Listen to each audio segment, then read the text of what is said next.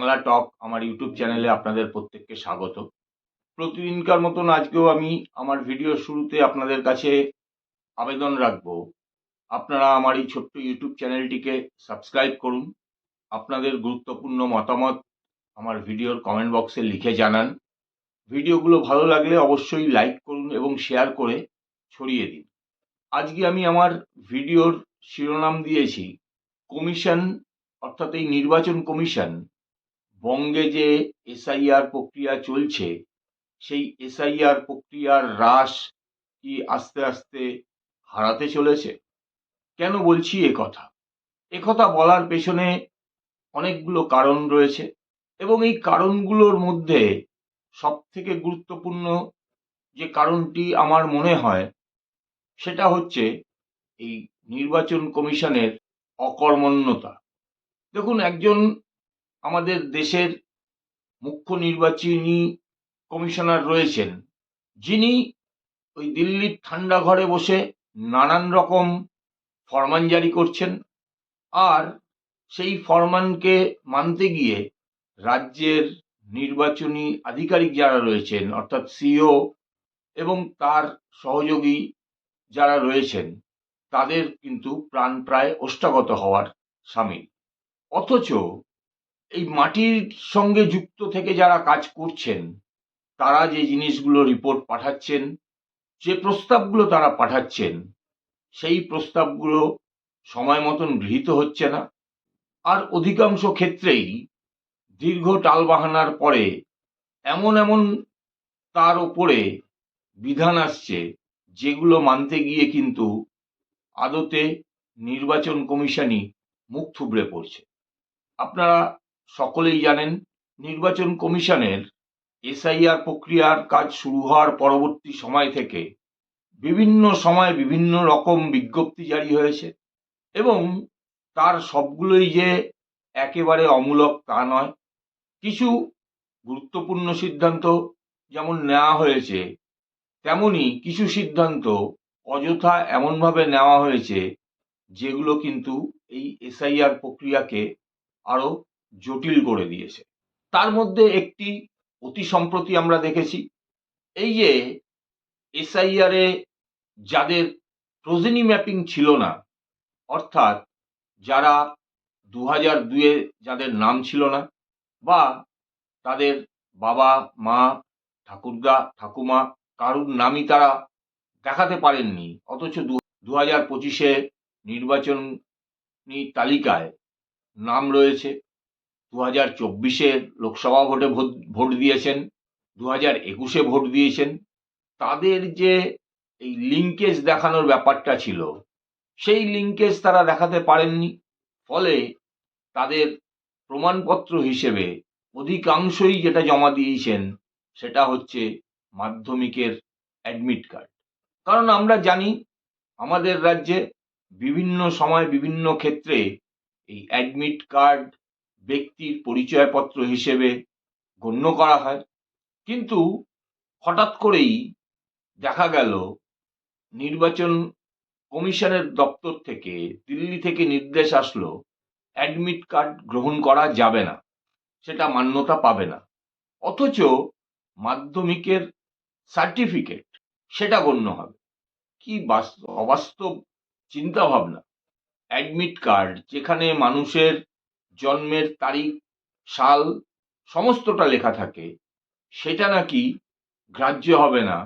Certificate হবে যেখানে বয়স সম্পর্কে তার কোনো উল্লেখ থাকে না, তার জন্ম তারিখ, জন্ম সাল ইত্যাদির কোনো উল্লেখ থাকে না। এরকম নানাবিধ সিদ্ধান্ত আমরা দেখতে পাচ্ছি, এবং এই সিদ্ধান্তগুলোর ফলে সাধারণ মানুষ হয়রান হচ্ছে। এই যে 32 লাখ প্রোজেনি ম্যাপিং ছাড়া নো ম্যাপিং ভোটার, তাদের যে শুনানি কমপ্লিট হলো, এবং তাদের মধ্যে যারা এই মাধ্যমিকের অ্যাডমিট কার্ড দিয়েছেন, তাদের আবার ডাকার জন্য উদ্যোগ নেওয়া হয়েছিল। যদিও গতকাল সুপ্রিম কোর্টে এ বিষয়ে আলোচনা হয়েছে, এবং এই বাংলার সঙ্গে যুক্ত দুজন বিচারপতি মাননীয় প্রধান বিচারপতির সঙ্গে একই বেঞ্চে ছিলেন, তারা জানেন পশ্চিমবঙ্গে কোন কোন নথি বিভিন্ন সরকারি কাজে ব্যবহার করা হয় ব্যক্তির পরিচয় হিসেবে, বয়সের নির্ধারণের জন্য। স্বাভাবিকভাবেই তারা কিন্তু এই অ্যাডমিট কার্ড না গ্রাহ্য হওয়ার বিষয়টায় আশ্চর্যই হয়েছেন এবং মৌখিকভাবে যে রায়টা দিয়েছেন তাতে অ্যাডমিট কার্ড হয়তো আবার আমরা আগামী দিনে গ্রাহ্য হতে দেখব। কিন্তু বিষয়টা দাঁড়ালো কি? বিষয়টা দাঁড়ালো এই হঠকারী সিদ্ধান্তের ফলে নির্বাচন কমিশনের মুখ পুড়ল। এই যেমন আমাদের এখানকার সিও দপ্তর থেকে দিল্লির নির্বাচন কমিশনে জানানো হয়েছিল এই যে 1,26,00,000 ভোটার যাদের লজিক্যাল ডিসক্রিপেন্সি আছে। 1 নম্বর তো লজিক্যাল ডিসক্রিপেন্সি কথাটা কি বস্তু সেটাই বোধগম্য হচ্ছে না। ডিসক্রিপেন্সি সেটা আবার লজিক্যাল হয় কি করে? তাও তারা যখন একটা শব্দবন্ধ ব্যবহার করছেন, এই লজিক্যাল ডিসক্রিপেন্সির মধ্যে 50 লাখ এরকম রয়েছেন যাদের নিজেদের নামের সঙ্গে বাবার নাম, পদবি ইত্যাদি মিলছে না।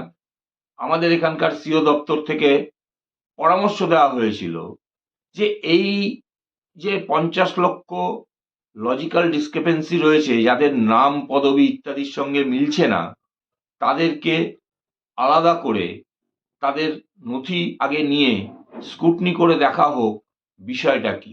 যদি দেখা যায় যে এখানে ছোটখাটো কিছু ভুলভ্রান্তি আছে, তাহলে তাদেরকে সেগুলোকে শুধরে নিয়ে নাম তুলে দেওয়া হোক।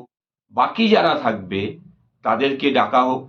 কিন্তু আমাদের দিল্লির এই ঠান্ডা ঘরে বসে থাকা জ্ঞানেশ কুমার বাবু তিনি আবার এসব বোঝেন না।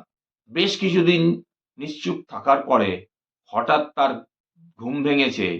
তিনি আদেশ দিয়েছেন না সবাইকে ডাকতে হবে। স্বাভাবিকভাবেই একটা চারিদিকে ক্যাওয়াসের সৃষ্টি হয়েছে। আমরা দেখতে পাচ্ছি বিভিন্ন জেলায়, বিভিন্ন জায়গায় জায়গায় কীরকমভাবে সাধারণ মানুষ হতোদ্যম হচ্ছে। তাদের নানান রকমভাবে এই এসআইআর প্রক্রিয়ায় আসার জন্য বাধ্য করা হচ্ছে, যেগুলো কিন্তু অতি সহজে মিটিয়ে ফেলা যায়। এরপরে রয়েছে একটা বড় অংশ যেখানে এই ম্যাপিংয়ের সঙ্গে যিনি ম্যাপিং করেছেন তার বয়সের পার্থক্য 15 বছরের কম। আচ্ছা, আমাদের এখানে বহুদিন ধরে এমন প্রথা চলে আসছে যে কম বয়সে বিবাহের প্রথা। হ্যাঁ, বাল্য বিবাহ বন্ধ হয়েছে, কিন্তু সম্পূর্ণরূপে যে সেটা বন্ধ হয়েছে সেটা তো না। ফলে 15 বছরের নিচে বয়সের পার্থক্য থাকতেই পারে, কিন্তু তার মানে এটা নয় যে লক্ষ লক্ষ ভোটারের এই সংখ্যাটা থাকবে। স্বাভাবিকভাবেই এটা নিয়ে নয় একটা মধ্যপন্থা অবলম্বন অবশ্যই করা যায়, কারণ এই বিষয়টা নিয়ে চিন্তাভাবনা করে তাদের ডাকা যায়, ডেকে নথি পরীক্ষা করে সমস্ত কিছু দেখে সিদ্ধান্ত নেওয়া যায়। কিন্তু এই যে ধরুন একজন পিতার 6জন 7জন সন্তান, আচ্ছা আমাদের এই প্রজন্মের আগে আমার বাবা, কাকা, দাদা এই প্রজন্ম যখন ছিলেন তাদের তো বহু সন্তান ছিল। ফলে এটা তো অবাস্তব হওয়ার কোনো ব্যাপার নয়। হ্যাঁ, যদি কোনো এইরকম ভোটারের সন্ধান পাওয়া যায় যে যিনি বহু দিন ধরেই তার কোনো অস্তিত্ব ছিল না, হঠাৎ তার নামটা পাওয়া যাচ্ছে, সেক্ষেত্রে বিষয়টি আলাদা।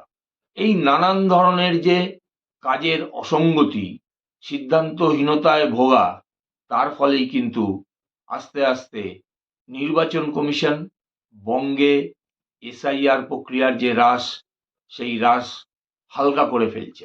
স্বাভাবিকভাবেই এখানকার শাসক দল দীর্ঘদিন ধরে এই প্রচেষ্টা করে আসছে যে করেই হোক এসআইআরটাকে ভণ্ডুল করে দেওয়ার, এবং এই নির্বাচন কমিশনারের খামখেয়ালিপনার কারণে শাসক দলের যে মতলব, তাদের যে চেষ্টা এসআইআর পদ্ধতিকে ভণ্ডুল করে দেওয়া, সেটা কিন্তু বাস্তবে রূপ পেয়ে যাচ্ছে।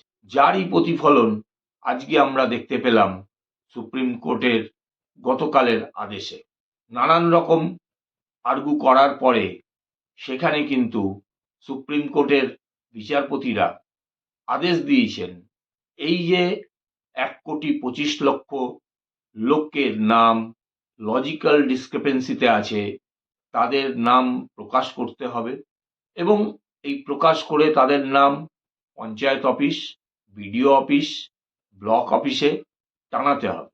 2 নম্বর, কোনো ব্যক্তি যদি অথরাইজ করেন তাহলে বিএলএ তার হয়ে নথি জমা দিতে পারবেন। 3 নম্বর, যেটা মৌখিকভাবে বলেছেন এই মাধ্যমিকের অ্যাডমিট কার্ডের বিষয়টি।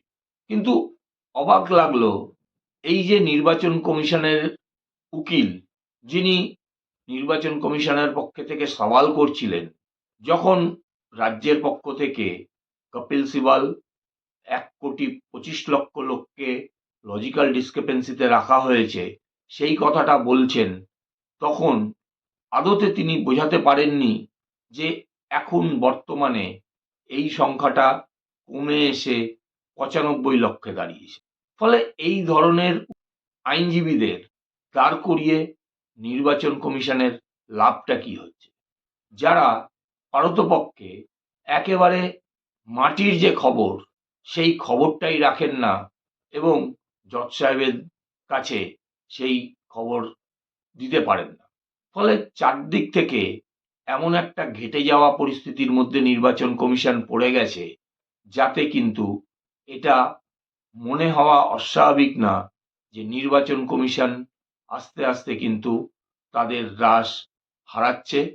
এবং যথেষ্ট সন্দেহের ব্যাপার এটা যে আদৌ আগামী 14ই ফেব্রুয়ারির মধ্যে নির্বাচন কমিশন তাদের কাজকর্ম মিটিয়ে সম্পূর্ণ নির্ভুল একটা ভোটার তালিকা প্রকাশ করতে পারেন কিনা। অবশ্যই আমাদের সেদিকে নজর থাকবে। যদিও আগামী 2 সপ্তাহ পরে আবার সুপ্রিম কোর্টে এই মামলার শুনানি হবে, তখন কোর্ট আরও কিছু নির্দেশ দেয় কিনা সেদিকেও আমাদের নজর থাকবে। আজ এখানেই শেষ করছি।